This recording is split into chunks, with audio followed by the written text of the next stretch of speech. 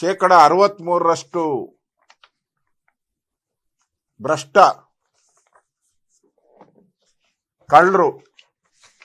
Alibaba ಮತ್ತು 34 ಜನ ಕಳ್ಳರು ಅಂತ 40 ಜನ ಇದ್ರು, ಇವ್ರು 34 ಜನ. 63%. ನಾವು 60% ಹೇಳಿದ್ರಿ, ಬಿಜೆಪಿ 63%. ತಪ್ಪು. ಬಿಜೆಪಿ ಹೇಳಿರೋದು ತಪ್ಪು. 60 ಅಲ್ಲ, 63% ಎಕ್ಸ್ಟ್ರಾ ಅಂತ ಹೇಳಿದ್ದಾರೆ. ಅದು ನ್ಯಾಯಾಧೀಶರು, ಲೋಕಾಯುಕ್ತರು, ಈ ಸರ್ಕಾರನೇ ನೇಮಕ ಮಾಡಿದ್ದು. ಅದು ಅಲ್ಲಿ ವೇದಿಕೆ ಮೇಲೆ ಕೂತಿದ್ದವ್ರು ಯಾರು? ಎಲ್ಲ ನ್ಯಾಯಾಧೀಶರು. ವೇದಿಕೆ ಮೇಲೆ ಕೂತಿದ್ದವರು ಎಲ್ಲರೂ ಕೂಡ ಸುಪ್ರೀಂ ಕೋರ್ಟು, ಹೈಕೋರ್ಟಿನ ಜಡ್ಜಿಗಳು ಕೂತಿದ್ರು, ನ್ಯಾಯವಾದಿಗಳು ಕೂತಿದ್ರಲ್ಲಿ. ಅಂತ ಸಭೆಯಲ್ಲಿ ದಾರಿಯೆಲ್ಲ ಹೇಳಿರೋದವರು. ಒಂದು ಕೋರ್ಟಿನ ಪ್ಲಾಟ್ಫಾರಮ್ ಅಲ್ಲಿ ಅವರು 63% ಭ್ರಷ್ಟಾಚಾರ. ನೀವು ಯಾವ ಇಲಾಖೆಗೆ ಹೋದ್ರು 63%, ಎಲ್ಲೋದ್ರು 63%. ಕಮಿಷನ್ ಕೊಡದೆ ಇಲ್ಲೇನು ನಡೆಯಲ್ಲ. ಕರ್ನಾಟಕ 5ನೇ ಸ್ಥಾನದಲ್ಲಿದೆ, ಭ್ರಷ್ಟಾಚಾರದಲ್ಲಿ 5ನೇ ಸ್ಥಾನ. ಭ್ರಷ್ಟಾಚಾರದಲ್ಲಿ 5ನೇ ಸ್ಥಾನ. ಇದು ನ್ಯಾಯಮೂರ್ತಿಗಳಿರೋದು. ನಮ್ಮ ಮೇಲೆ 40% ಅಂತ SIT ಮಾಡಿದ್ರಲ್ಲ ನೀವು, ಕದೀಮರು, ಕಳ್ಳರು ನೀವು. 40% ಅಂತ SIT ಮಾಡಿದ್ರಿ. ಈಗ 63%ಗೆ ಯಾವ SIT ಮಾಡ್ತೀರಾ ಹೇಳಿ? ನಿಮ್ಮ ಮಖಕ್ಕೆ ಮಂಗಳಾರತಿ ಎತ್ತಿದಾರಲ್ಲ ಕೋರ್ಟು, ನ್ಯಾಯಾಧೀಶರು. ನಿಮ್ಗೆ ಮಾನ ಮರ್ಯಾದೆ ಇದ್ರೆ ರಾಜೀನಾಮೆ ಕೊಟ್ಟು ಮನೆಗೆ ಹೋಗ್ಬೇಕು. ಮಾಡಿ. ಇದಕ್ಕೆ SIT ನಮಗ್ ಮಾಡಿದ್ರಲ್ಲ, ಮಾಡಿ. CBI ತನಿಖೆ ನಿಮ್ ಧೈರ್ಯ ಇದ್ರೆ ಮಾಡಿ. CBI ತನಿಖೆ ಮಾಡಿ. ಯಾವ್ಯಾವ ಇಲಾಖೆಯಲ್ಲಿ ಎಷ್ಟೆಷ್ಟು ಭ್ರಷ್ಟಾಚಾರಗಳು ನಡೀತಾ ಇದೆ ಅಂತ ಜಗತ್ ಜಾಹೀರಾತು. ಕಳೆದ 2.5 ವರ್ಷದಲ್ಲಿ ನೀವು ನೋಡ್ತಾ ಇದ್ದೀರಾ. ಬೋವಿ ನಿಗಮದ ಅಧ್ಯಕ್ಷನೇ ಎಕರೆಗೆ ದುಡ್ಡು ಫಿಕ್ಸ್ 25 ಲಕ್ಷ. ಯಾರಿಗೆ? ಬಡವರು ಯಾರು ಬೋವಿಗಳಿದ್ದಾರೆ ಅವ್ರಿಗೆ ಉಳುಮೆ ಮಾಡಕ್ಕೆ ಫ್ರೀಯಾಗಿ ಸರ್ಕಾರ ಕೊಡೋದು. ಅದಕ್ಕೆ 25 ಲಕ್ಷ ರೂಪಾಯಿ ಕಮಿಷನ್. 1 ಎಕರೆ ಜಮೀನು ಕೊಡಕ್ಕೆ 25 ಲಕ್ಷ ಕಮಿಷನ್ ಅವ್ರಿಗೆ. ಬೋವಿ ನಿಗಮದ್ದು.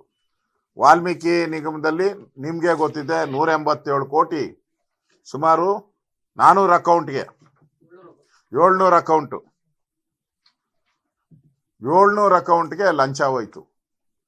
ಆ ಲಂಚ ಪೂರ್ತಿ ಬಳ್ಳಾರಿ ಎಲೆಕ್ಷನ್ಗೆ ಹೋಗಿದೆ. ಈಗ ತನಿಖೆ ನಡೀತಾ ಇದೆ. ಮಂತ್ರಿ ರಾಜೀನಾಮೆನೂ ಆಯ್ತು. ಮೂಡ ಹಗರಣದಲ್ಲಿ 14 ಸೈಟು ಲೂಟಿ ಹೊಡೆದು ಅದು ವಾಪಸ್ ಕೊಟ್ಟಿದ್ದೀರಾ. ಈಗ ಇದು ಏನು ಬಾರ್ ಲೈಸೆನ್ಸ್ಗೆ 20 ಲಕ್ಷ.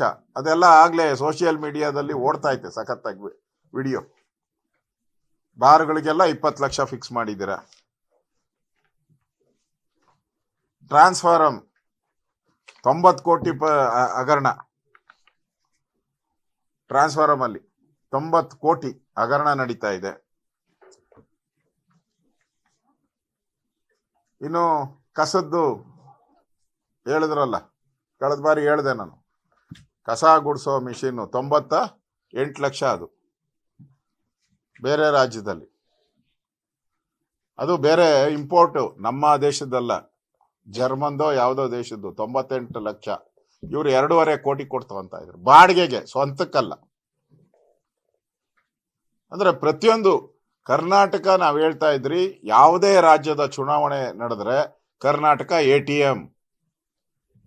ಸೋನಿಯಾ ಗಾಂಧಿ ಅವರಿಗೆ, ರಾಹುಲ್ ಗಾಂಧಿ ಅವರಿಗೆ ದುಡ್ಡು ಕೊರೋವರೆಗೂ ಅಷ್ಟೇ ಇಲ್ಲಿ ಅಧಿಕಾರ. ಯಾರು ಜಾಸ್ತಿ ಕೊಡ್ತಾರೋ ಅವರು ಅಧಿಕಾರದಲ್ಲಿ ಮುಂದುವರಿತಾರೆ. ಕಡಿಮೆ ಕೊಡೋರೆಲ್ಲ ಅಧಿಕಾರದಲ್ಲಿ ಇರಲ್ಲ. ಮಂತ್ರಿಗಳು ಅದು ಫಿಕ್ಸ್ ಆಗಿದೆ. ಮೊನ್ನೆ ಬಿಹಾರದ ಎಲೆಕ್ಷನ್ಗೆ ಸುಮಾರು 300 ಕೋಟಿಗೂ ಹೆಚ್ಚು ಹಣ ಕರ್ನಾಟಕದಿಂದಾನೇ ಹೋಗಿದೆ. 300 ಕೋಟಿ. ಎಲ್ಲ ಮಂತ್ರಿಗಳು ಮೀಟಿಂಗ್, ಬ್ರೇಕ್ಫಾಸ್ಟ್ ಮೀಟಿಂಗ್ ಕರೆದು 300 ಕೋಟಿ ಕಲೆಕ್ಟ್ ಮಾಡಿ ದುಡ್ಡು ಕೊಟ್ಟಿದ್ದಾರೆ. ಅವ್ರು ಯಾರೋ ಪಪ್ಪಿ MLA, ಅವನ 50 kg ಚಿನ್ನ ಕೊಡಕ್ಕೆ ಇಟ್ಟಿದ್ದ ಪಾಪ. ಇನ್ನು ಜೈಲಲ್ಲೇ ಇದ್ದಾರೆ. 50 ಕೋಟಿ ಕೊಡಕ್ಕೆ, ಬಿಹಾರದ ಎಲೆಕ್ಷನ್ಗೆ ಕೊಡಕ್ಕೆ ಇಟ್ಟಿದ್ದು ದುಡ್ಡು ಎಲ್ಲ ಸೀಸ್ ಆಗಿದೆ ಇವತ್ತು ಆ ಪಪ್ಪಿದು. ಇನ್ನು ಜೈಲಲ್ಲೇ ಇದ್ದಾರೆ. ಅಂದ್ರೆ ಕಾಂಗ್ರೆಸ್ ಪಾರ್ಟಿ ಅಂದ್ರೆ ಭ್ರಷ್ಟಾಚಾರ, ಭ್ರಷ್ಟಾಚಾರ ಅಂದ್ರೆ ಕಾಂಗ್ರೆಸ್ಸಿನ ಮನೆ ದೇವರೇ ಭ್ರಷ್ಟಾಚಾರ. ಬೇರೆಯವ್ರ ಮೇಲೆ ನೀವೆಲ್ಲ ಅದೇನೋ ಪೇ CM ಅಂತ ಪೋಸ್ಟರ್ ಅಂಟಿಸ್ತಾರಲ್ಲ, ಎಲ್ಲ ರೋಡಲ್ಲಿ ಅಂಟಿಸ್ತಿರಲ್ಲ, ಈಗ ನಿಮ್ ಮಕ್ಕದ ಮೇಲೆ ಅಂಟಿಸ್ಬೇಕು ಪೋಸ್ಟರ್ನ. ಚುನಾವಣೆಗೆ ಮುಂಚೆ 3 ತಿಂಗಳ ಮುಂಚೆ ಎಲ್ಲ ರಸ್ತೆಗಳಲ್ಲಿ ಪೇ CM ಅಂತ ಅಂಟಿಸ್ತೀರಿ. ಈಗ 40%ಗೆ, ಈಗ 63%ಗೆ. ನಾಚಿಕೆ ಆಗ್ಬೇಕಲ್ಲ ಸಿದ್ದರಾಮಯ್ಯನವ್ರಿಗೆ, ಅವರ ಮಂತ್ರಿಮಂಡಲಕ್ಕೆ. ಒಬ್ಬ ಲೋಕಾಯುಕ್ತ, ಸಿಟ್ಟಿಂಗ್ ಲೋಕಾಯುಕ್ತ, ನಾನು ಹೇಳ್ತಾ ಇರೋದು ಸಿಟ್ಟಿಂಗ್ ಲೋಕಾಯುಕ್ತ, ಉಪಲೋಕಾಯುಕ್ತರು, ಅದು ನ್ಯಾಯಾಧೀಶರಿರುವಂತ ವೇದಿಕೆಗಳ ಮೇಲೆ ಕರ್ನಾಟಕದಲ್ಲಿರೋ ಭ್ರಷ್ಟಾಚಾರದ ಬಯಲನ್ನ ಮಾಡಿದ್ದಾರೆ. ಭ್ರಷ್ಟಾಚಾರದ ತಾಂಡವ ನೃತ್ಯವನ್ನ ಎಕ್ಸ್ಪ್ಲೈನ್ ಮಾಡಿದ್ದಾರೆ ಅವರು. ಎಲ್ಲೋಗಿ ಇಲಾಖೆ, ಯಾವ ಇಲಾಖೆ ಹೋದ್ರು ಇಷ್ಟು ಕೊಡಬೇಕು ಅಂತ. ಮೊನ್ನೆ ರೆವಿನ್ಯೂ ಮಿನಿಸ್ಟರ್ ಹೋಗಿದ್ರಲ್ಲ, ಯಾವುದೋ ತಹಸೀಲ್ದಾರ್ ಕಚೇರಿಗೆ, ಅಲ್ಲಿ ಅವರೇ ಹೇಳಿದ್ದಾರೆ ಓಪನ್ ಆಗಿ, ಬೋರ್ಡ್ ಹಾಕ್ಬಿಡಪ್ಪ ಎಷ್ಟೆಷ್ಟು ಯಾವ್ದಾವ್ದಕ್ಕೆ ಲಂಚ ಅಂತೇಳಿ. ಅವರೇ ನೇಮಕ ಮಾಡಿದ್ದು, ಅವರೇ ಟ್ರಾನ್ಸ್ಫರ್ ಮಾಡಿದ್ದು, ವಸೂಲಿ ಮಾಡೋದು ಸರ್ಕಾರನೇ. ಯಾವ ಅಧಿಕಾರಿನ ಕೇಳಿ ದುಡ್ಡು ಕೊಡ್ದಿರ ಬರ್ದಿರೋ ಅಧಿಕಾರಿ ಕರ್ನಾಟಕದಲ್ಲಿ ಯಾರು ಇರಕ್ ಸಾಧ್ಯನೇ ಇಲ್ಲ. ಅದೇ ಬುದ್ಧ ಹೇಳಿದ್ನಲ್ಲ ಗಾದೆ, ಸಾವಿಲ್ಲದ ಮನೆಯಲ್ಲಿ ಸಾಸಿವೆ ತತ್ತ ಅಂತ. ಹಂಗೆ ದುಡ್ಡು ಕೊಡದೆ ಯಾರಾದ್ರೂ ಪೋಸ್ಟ್ ಟ್ರಾನ್ಸ್ಫರ್ ಆಗಿರೋದು ಯಾವ್ದಾದ್ರು ಒಂದು ತಗೊಂಬನ್ನಿ ಅಂತ ನಾನು ಕೇಳ್ತಾ ಇದ್ದೀನಿ. ಎಲ್ಲ ಕಡೆ ದುಡ್ಡು, P1 ಇಂದ ಹಿಡಿದು ಕಮಿಷನರ್, ಇದು ಸೆಕ್ರೆಟರಿವರೆಗೂ ದುಡ್ಡು. ಅದರಿಂದ ಈಗ 63% ಕಮಿಷನ್ ಆಗ್ತಾ ಇದೆ.